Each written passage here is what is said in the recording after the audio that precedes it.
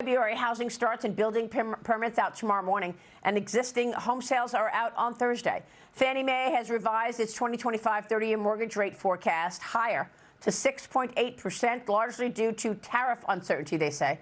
Joining me now is Mphasis Digital founding and managing director Jeff Taylor. Jeff, good to see you. Thank you so much for being here. Do you see an impact, and how significant is it on the housing market from tariffs?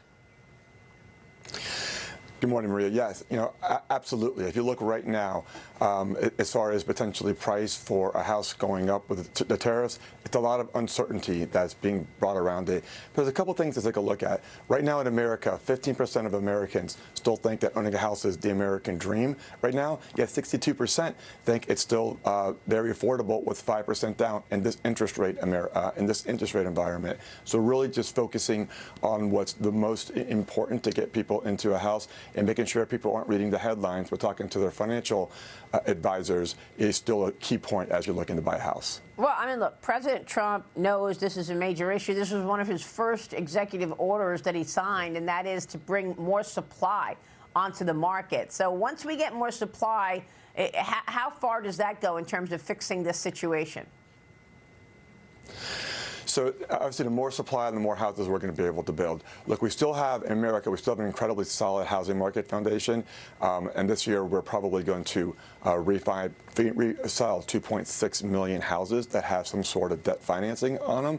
So we have a very strong economy. The home builder sentiment right now is still a little bit low. It's about 42% last time. I know it comes out later on today again. We're expecting it to be a little bit lower. But that could be some good news for Americans in the aspect that 30% of home builders last month had some sort of reduction or concession for people looking to come into the marketplace. So it could be a good time for people to buy. And home builder market is still as strong as we've seen in close to a decade. Well, that's interesting that there's so many efforts there. The National Association of Home Builders is estimating that tariffs could increase the cost for an average home by as much as $10,000. That's what you just said as well. And is that the combination of cost of things like aluminum, steel, and lumber?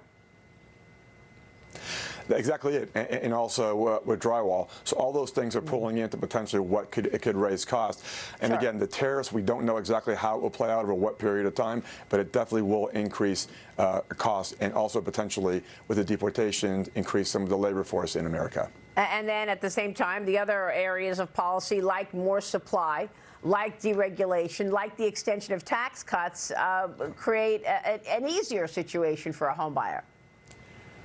Absolutely. Look, everything that President Trump is looking to do is to put more money into the American consumer's pocket right now with the deregulation of the CFPB and other agencies right now. And that's right. Going to be, as that develops, we'll try to see if that actually plays off and is good for the general overall economy as well as the housing market. So what's your outlook for the year in terms of housing and the spring selling season?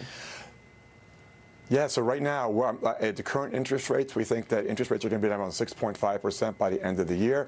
I think we're going to see around 2.5 to 2.7 million houses sold this year. And again, we have a very strong housing market, considering that we have only 27% of the overall housing market valuation has some sort of mortgage debt to it right now. So very bullish on this year, very bullish on this year in the housing market. Yeah, I mean, looking at a 30-year of 6.5%, that would be a big move from where we are right now.